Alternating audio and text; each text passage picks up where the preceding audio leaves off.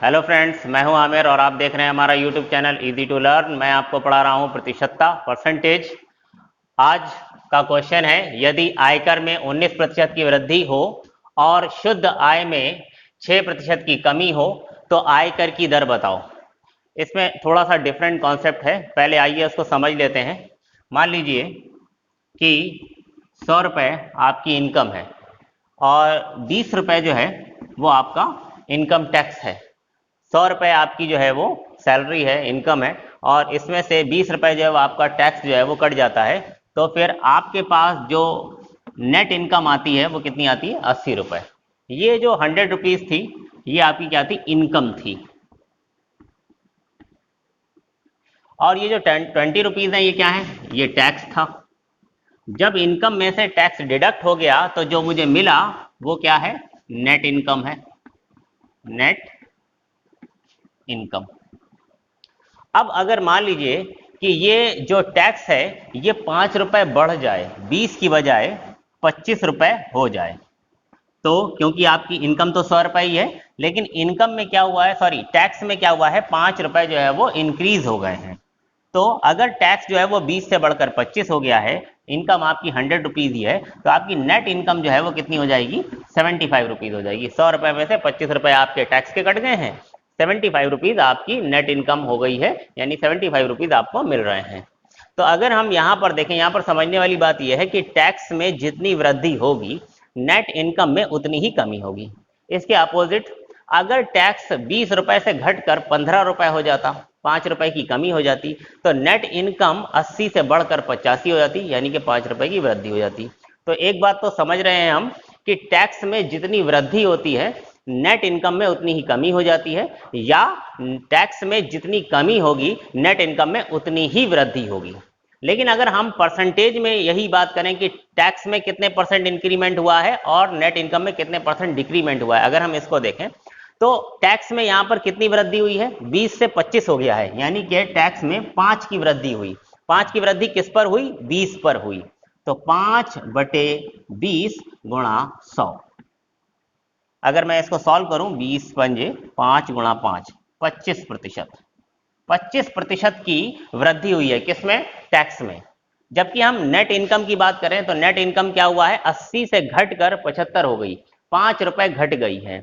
तो अगर 5 रुपए घटी है, किस पर घटी? 80 पर। तो 5 रुपए नेट इनकम घट गई है 80 पर, तो कितने प्रतिशत चेंज आया इसमें? इसे सॉल्व करते हैं। 1 0 कैंसिल, 2 से काट दिया, 25/4 यानी 6 होल 1/4%। तो जो नेट इनकम है उसमें 6 होल 1/1% की कमी आ गई है, 6 होल 1/4% का डिक्रीमेंट हुआ है, जबकि टैक्स में क्या हुआ है? 25% का इंक्रीमेंट हुआ है। तो मैं अपनी बात को फिर से दोहरा दूं, टैक्स में जितनी वृद्धि होगी नेट इनकम में उतनी ही कमी होगी, लेकिन टैक्स में परसेंटेज इंक्रीमेंट और नेट इनकम में परसेंटेज डिक्रीमेंट जो होता है ये डिफरेंट डिफरेंट होता है। ठीक है, तो आइए अब हम इस क्वेश्चन को करते हैं। तो यहां हमसे कहा गया है कि आय कर में 19% की वृद्धि, आय कर यानी कि इनकम टैक्स में कितनी वृद्धि हो रही है? 19% की। तो मान लीजिए ये टैक्स है हमारा और इसमें कितनी वृद्धि हुई है? 19% की। 19% मतलब 19/100, इतनी वृद्धि हुई है। तो जितनी वृद्धि टैक्स में हुई है वो मैंने निकाल ली। ये मेरा टैक्स था, टैक्स में कितनी वृद्धि हो रही है? 19% का इंक्रीमेंट हुआ है, तो इसका 19% मैंने निकाल दिया, तो ये टैक्स में इंक्रीमेंट आ गया, टैक्स में कितनी वृद्धि हुई है वो आ गई है। इसी तरह से आगे क्या कहा गया है? शुद्ध आय में 6% की कमी हुई है। जो शुद्ध आय है हमारी, शुद्ध आय मतलब नेट इनकम जो होती है, नेट इनकम में कितनी कमी हो गई है? 6%। तो नेट इनकम का 6% कितना हो जाएगा? 6/100। ठीक है, तो नेट इनकम में जो कमी आई है वो ये है, और इनकम टैक्स में जो वृद्धि आई है वो ये है। लेकिन अभी मैंने आपको बताया कि इनकम टैक्स में जितनी वृद्धि होती है, amount of increment in tax and amount of decrement in net income, ये हमारा हमेशा सेम रहता है। तो ये टैक्स में वृद्धि है और ये नेट इनकम में कमी है, तो ये दोनों बराबर रहेंगे। अगर मैं इसे सॉल्व करूं तो ये 100 कैंसिल हो जाएगा। तो मैं देखूं तो नेट इनकम और टैक्स में जो रेशो आ रहा है, टैक्स और डिवाइड बाय नेट इनकम, वो कितना हो जाएगा? 6/19, कहने का मतलब यह है कि अगर टैक्स जो है वो 6 यूनिट होगा तो नेट इनकम जो है वो 19 यूनिट होगी। अब देखते हैं, जो हमने अभी आपको बताया था कि इनकम जो होती है, इनकम, उसमें से टैक्स माइनस किया जाता है तो हमें क्या मिलता है, नेट इनकम मिल जाती है, नेट इनकम। अगर मैं टैक्स को 6 यूनिट रखूं, टैक्स को 6 यूनिट रखूं और नेट इनकम को 19 यूनिट रखूं, नेट इनकम को 19 यूनिट रखूं, तो फिर हमारी इनकम जो है वो कितनी आ जाएगी, इनकम, ये 6 हो जाएगा, प्लस हो जाएगा 19 प्लस 6 25, यानी कि इनकम जो है वो कितनी हो जाएगी, इनकम होगी 25। तो अगर इनकम 25 है और इस पर टैक्स जो है वो कितना लग रहा है, टैक्स हमारा था 6, टैक्स हमारा कितना लग रहा है यहाँ पर 6, नेट इनकम, सॉरी, इनकम जो है मेरी कितनी है 25 और उस पर टैक्स जो है वो कितना है 6 यूनिट है। तो अगर मुझे टैक्स की परसेंटेज निकालनी है तो 6 यूनिट टैक्स लगता है 25 की इनकम पर, 25 की इनकम पर, तो परसेंटेज कितनी हो जाएगी, 6/25 इंटू 100, 25 4 जा 6 इंटू 4 24%। इसका मतलब यह है कि आयकर की दर यानी इनकम टैक्स का जो रेट है वो क्या है, 24%। आइए एक वैसा ही सेम टू सेम क्वेश्चन और देखते हैं ताकि हम इस बात को अच्छे से समझ पाएं कि इनकम टैक्स और ये शुद्ध आय वाले जो भी क्वेश्चन है उन्हें हम आसानी से कैसे करेंगे। आयकर में, यदि आयकर में 17% की वृद्धि हो और शुद्ध आय में 3% की कमी हो तो आयकर की दर बताओ। तो बिल्कुल सीधी सी बात है, आपको सिर्फ ये समझना है कि जितनी आयकर में वृद्धि होती है नेट इनकम में उतनी ही कमी आ जाती है, टैक्स में जो वृद्धि होगी वो नेट आय में उतनी ही कमी होगी। परसेंटेज में ये अलग अलग होता है, यहाँ पर भी आयकर में जो वृद्धि है वो 17% की है, जबकि शुद्ध आय में जो कमी है वो कितनी है, 3% की है। तो प्रतिशत में ये अलग अलग है, लेकिन अगर मैं नेट अमाउंट निकालूंगा तो वो सेम आएगा।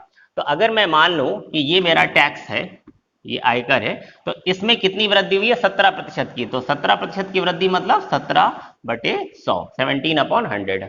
और जो शुद्ध आय है यानी कि नेट इनकम जो है, नेट इनकम, इसमें क्या हुआ है, इसमें 3% की कमी आई है, तो इसका 3% अब अगर मैं निकालूं तो 3% हो जाएगा 100।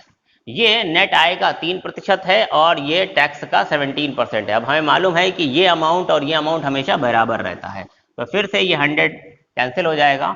तो tax divide by net income, tax divide by net income मेरे पास कितना आ जाएगा, 3/17। इसका मतलब यह है कि अगर टैक्स 3 यूनिट है तो नेट इनकम कितनी होगी, 17 यूनिट होगी। अब हम जानते हैं कि जो इनकम होती है, इनकम, उसमें से, इनकम में से टैक्स माइनस किया जाता है तब मुझे नेट इनकम मिलती है।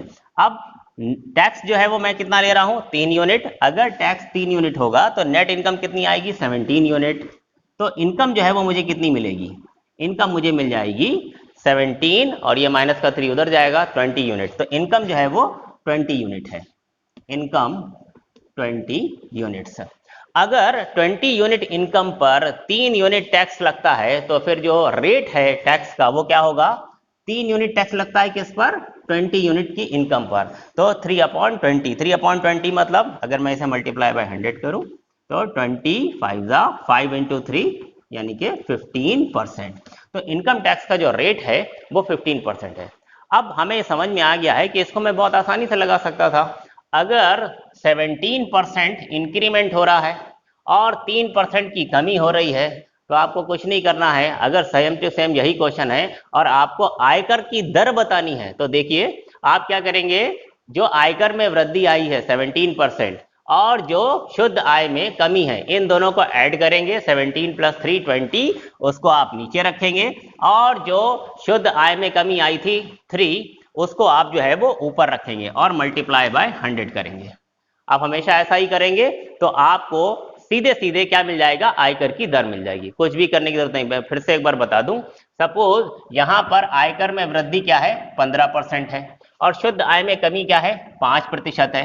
तो आपको कुछ नहीं करना है, आयकर की दर निकालने के लिए 15 + 5 20, 20 को नीचे रखना है और इस 5 को ऊपर रखना है, मल्टीप्लाई बाय 100 कर देना है। ये इसका शॉर्टकट तरीका है। आइए देखते हैं नेक्स्ट क्वेश्चन।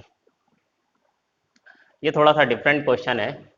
इसमें कहा गया है कि जब एक आदमी की आय 6000 बढ़ जाती है तो आयकर की दर 18% से घटकर 15%, 15% रह जाती है, जबकि दोनों ही परिस्थितियों में 25% आय कर मुक्त है तथा दोनों ही परिस्थितियों में वो समान आयकर चुकाता है। तो उसकी आरंभिक आय बताओ। हमें उसकी आरंभिक आय नहीं पता है। मान लेते हैं कि उसकी आरंभिक आय जो थी वो कितनी थी, x थी। तो जब उसकी आरंभिक आय, शुरुआत में उसकी आय कितनी थी, x थी। तो जब उसकी आय x थी तब टैक्स उस पर कितना लगता था, इनकम टैक्स 18% लगता था। उस पर 18% इनकम टैक्स लगता था, 18%। लेकिन क्या टोटल आय पर 18% टैक्स लगता था? नहीं, हमसे बताया गया है कि दोनों ही परिस्थितियों में 25% आय जो है वो कर मुक्त है। अगर 25% आय कर मुक्त है तो इसका मतलब सिर्फ 75% पर ही टैक्स लगेगा। तो जो, सॉरी मैं इसे फिर से लिख लेता हूं, एक्स के 75% पर, एक्स उसकी इनिशियल आय थी, जो उसकी शुरुआत में जो उसकी इनकम थी वो कितनी थी, एक्स थी। तो एक्स पर टोटल पर उसे टैक्स नहीं देना है क्योंकि 25% आय जो है वो कर मुक्त है। तो एक्स के 75% पर ही टैक्स लगेगा। और कितना टैक्स लगेगा? तो पहले टैक्स लग रहा था 18%, 18% टैक्स लगेगा। बाद में क्या हुआ, उसकी आय जो है वो 6000 बढ़ गई। पहले उसकी आय कितनी थी, x थी। तो अब उसकी आय कितनी हो गई है, x प्लस 6000। उसकी आय 6000 बढ़ गई है। तो अब इस पर टैक्स लगेगा। लेकिन क्या पूरी आय पर टैक्स लगेगा? नहीं, दोनों ही परिस्थितियों में 25% आय कर मुक्त है, यानी कि इस बार भी इसके 75% पर ही टैक्स लगेगा। 75% पर टैक्स लगेगा। और कितना लगेगा? जब आय 6000 बढ़ गई थी तो हुआ क्या था, टैक्स 18% से घटकर 15% हो गया था। यानी कि अब इस पर जो टैक्स लगेगा वो कितना लगेगा, 15% लगेगा। ये टैक्स लग रहा है नई परिस्थिति में। पुरानी वाली सिचुएशन में, पहली वाली कंडीशन में ये टैक्स लग रहा था। लेकिन हमको बताया गया है कि दोनों ही परिस्थितियों में वो समान आयकर चुकाता है, यानी कि ये वाला टैक्स और ये वाला टैक्स जो है वो कैसा है, समान है, बराबर है। इसे हम हल करेंगे तो हमारे पास क्या निकल के आएगा, x निकल के आएगा। और x मैंने क्या किसे बोला था, उसकी प्रारंभिक आय को, उसकी इनिशियल इनकम को। तो इसे सॉल्व करते हैं तो 75% तो दोनों तरफ ही है, तो ये कैंसिल हो जाएगा पूरा पूरा। उसके बाद ये है 18% और वो है 15%, तो मैं परसेंट से परसेंट को काट सकता हूँ। बाकी ये 18 और 15 है, इसे मैं 3 से कैंसिल कर सकता हूँ। 3 6 जा एंड 3 5 जा। अब जरा ध्यान से देखिएगा, इधर सिर्फ 6 बचा है, बाकी सब कुछ कैंसिल हो गया। तो 6 और x, कितने x हैं इधर, 6x हैं। जबकि अगर इधर मैं देखूं तो इधर यहाँ पर सिर्फ 5 बचा है, बाकी सब कैंसिल है। 5 की मल्टीप्लाई मैं इससे करूं तो ये 5x है, और 5 की मल्टीप्लाई मैं 6000 से करूं तो ये 30000 है। तो इधर है 5x और इधर है 6x। अगर ये 5x उठकर इधर आएंगे तो 6x में से वो 5x माइनस हो जाएंगे, तो इधर जस्ट बचेगा x। और उधर कितना बचेगा, 5 से 6000 की मल्टीप्लाई होगी तो आएगा 30000। और मैंने x किसको कहा था, उसकी आरंभिक आय को ही मैंने x लिया था। इसका मतलब यह है कि उसकी आरंभिक आय 30000 थी। उम्मीद है कि आज के क्वेश्चन आपको समझ में आए होंगे।